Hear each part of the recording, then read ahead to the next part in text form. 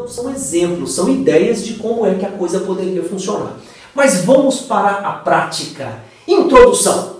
Foi este o texto que nós construímos juntos aqui neste quadro aqui, ó. Lembram?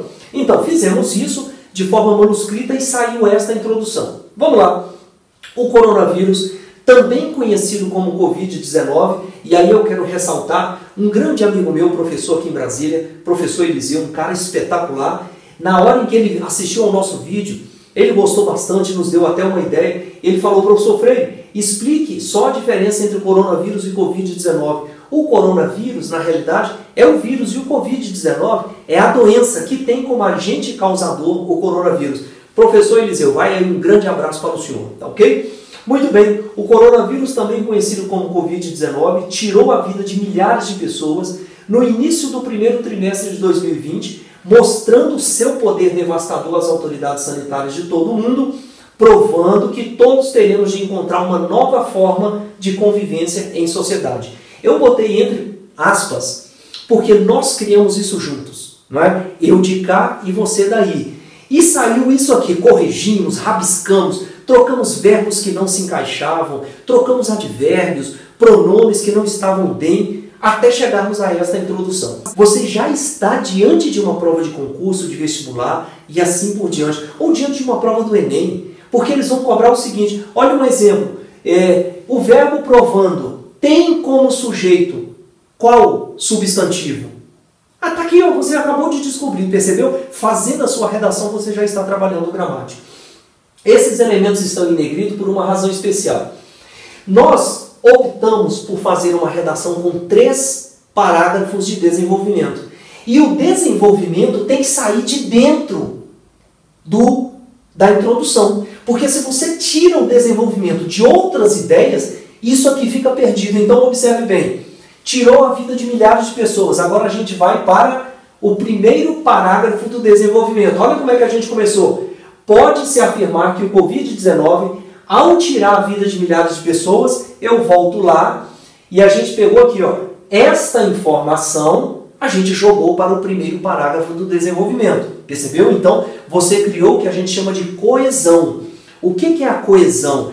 Eu preciso que tenha uma corda, uma linha, atrelando a introdução ao primeiro parágrafo, o primeiro parágrafo ao segundo, o segundo ao terceiro. É uma reação, é uma corrente, um está preso ao outro.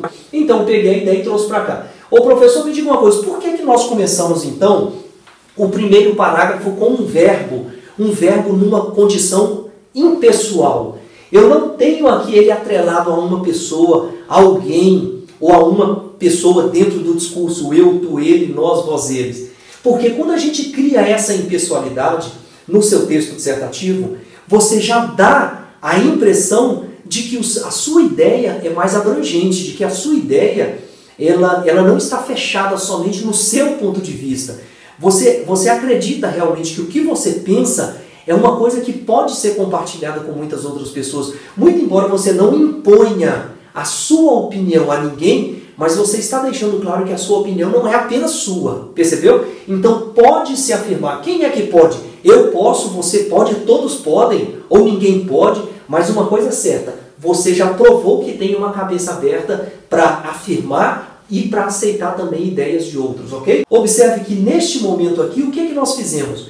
Nós estamos analisando, criticando, fazendo ponderações, fazendo observações, dando adjetivos ao vírus. Nós estamos deixando claro que o vírus age sorrateiramente, então ele é sorrateiro, ele de alguma forma tem uma face, ele tem uma face e pela análise que a gente faz do vírus, a face não é muito boa. Ou seja, eu personifico esse vírus num ser que não traz algo bom para a sociedade. Percebeu como é que se você se aprofundar um pouco mais nisso aqui, vai muito além de uma simples análise qualquer. Isso aqui nós fizemos juntos, eu de cá, você daí. Com certeza, se a gente fizer uma análise mais apurada, pode ser que a gente troque um verbo daqui, tire uma vírgula da lá, porque nós estamos em fase de construção, o texto não está pronto. Agora, eu volto aqui para a introdução e no segundo momento a gente diz assim, ó, no início do primeiro trimestre de 2020, mostrando seu poder devastador às autoridades sanitárias de todo mundo. Aí a gente vai lá para o segundo parágrafo do desenvolvimento, em que está escrito assim: o poder devastador demonstrado por esse vírus foi de proporções gigantescas. Percebeu que quando eu falo de poder devastador, não é que eu esteja repetindo uma informação porque eu não tenho repertório cultural, porque eu não tenho conhecimento, porque eu não conheço as regras de sinonímia. Eu estou repetindo para criar uma coesão entre o segundo parágrafo do desenvolvimento e a introdução e automaticamente ao primeiro parágrafo também. Então o texto tem que ser uma escada. Eu subo degrau por degrau ou eu desço degrau por degrau, ok? Então o poder devastador demonstrado por esse vírus foi de proporções gigantescas. Ao mostrar o que é capaz de fazer com uma sociedade como a nossa, tão moderna, obrigando-nos a fecharmos fronteiras, afastarmos-nos de pessoas que amamos por dias, semanas, meses e colocarmos em xeque o ideal de mundo globalizado, nos fez voltar às eras pré-históricas nas quais vivíamos refugiados em nossos esconderijos com medo de tudo e de todos do lado de fora.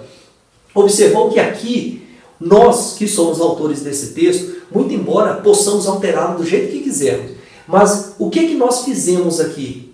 Nós estamos dando uma ideia acerca do tema, estamos desenvolvendo o que sabemos, o que pensamos, como nos comportamos diante dessas informações, qual é o nosso ponto de vista, por que a nossa sociedade está sofrendo diante de um agente causador de tanto sofrimento como é o caso do coronavírus.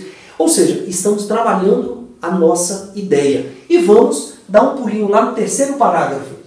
Olha o que nós dissemos aqui. A prova mais contundente de que teremos de rever nossos conceitos como sociedade é o fato de estarmos em casa, isolados, indefesos, inseguros. Aí a gente volta lá na introdução e lá está escrito assim, ó, no terceiro ponto, provando que todos teremos de encontrar uma nova forma de convivência em sociedade. A gente dá um pulinho no terceiro parágrafo. A prova mais contundente de que teremos de rever nossos conceitos como sociedade é o fato de estarmos em casa, isolados, indefesos, inseguros. Quando você pega esta informação e volta até a introdução, você não tem uma coesão. O que está lá não está aqui também. Então, neste momento, você começa a entender que a coesão textual é quando você não foge ao tema proposto. É quando você não começa no primeiro parágrafo falando de A e chega no terceiro falando de B, sem que esse assunto esteja ligado com o anterior e com a introdução do seu texto, ok? Muito bem, temos apenas a certeza de que talvez amanhã, ou quem sabe depois de amanhã, possamos sair, voltar a apertar a mão do outro sem o receio de sermos por ele contaminados. Esse retrocesso era imaginado apenas por cineastas nas mais terríveis cenas de filmes hollywoodianos, como Guerra Mundial Z e tantos outros que expõem a nossa fragilidade diante do que não podemos ver e nem controlar. Percebeu que aqui o autor desta redação, que somos nós, né? Ele já está indo em busca de outras coisas que possam fortalecer aquilo que ele está propondo lá na introdução.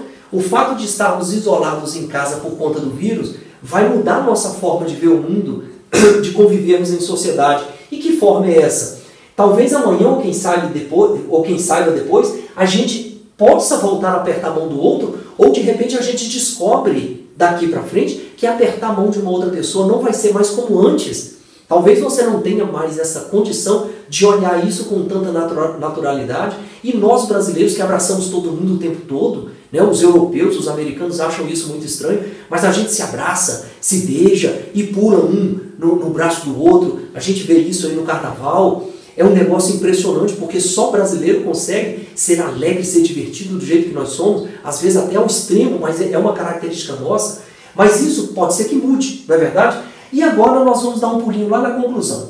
O que diz aqui a nossa conclusão? Observem que nós começamos o parágrafo da conclusão com a seguinte frase.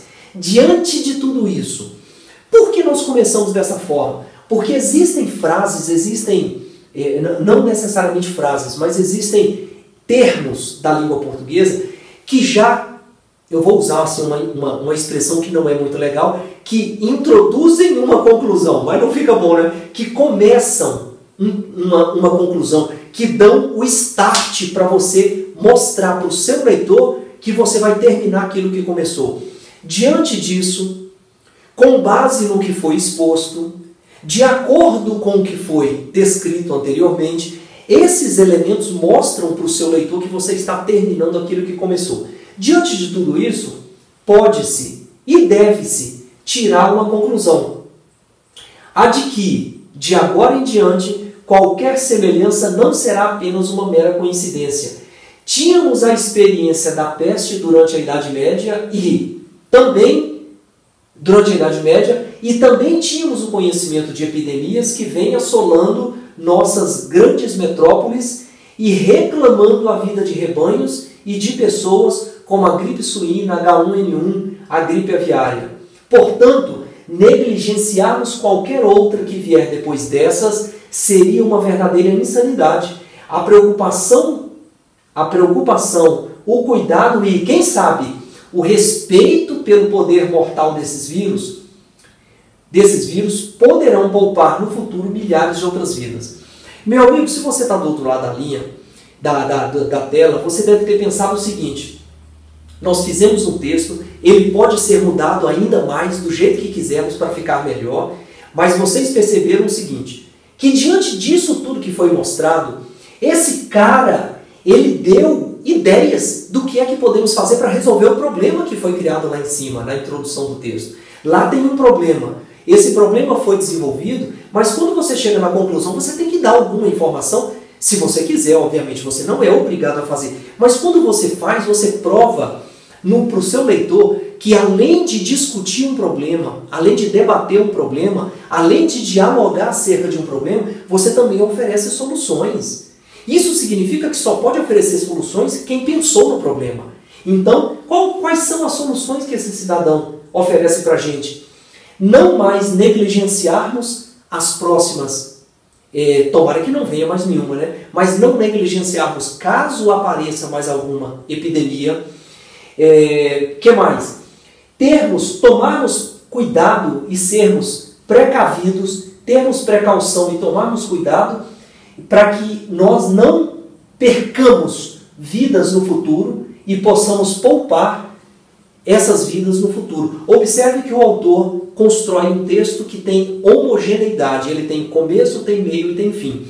Meus amigos, se nós investigarmos esse texto, nós vamos encontrar, tem falhas? Tem, porque ele não sofreu várias revisões, ele sofreu uma única pequena revisão. Portanto, se eu pegar esse texto aqui e analisá-lo, de repente eu tiro uma vírgula aqui, eu elimino, eu faço o que a gente chama de elipse, de repente eu posso eliminar algum termo, alguma informação e colocar uma vírgula onde não tem, né? É uma elipse ou uma zeugma, que é quando de repente você pensa assim, eu vou tirar um termo e vou substituir por uma vírgula. Você pode fazer isso para tornar o seu texto mais enxuto, para evitar repetição de palavras, mas o que nós propusemos aqui foi a construção de um texto que tivesse começo, meio e fim.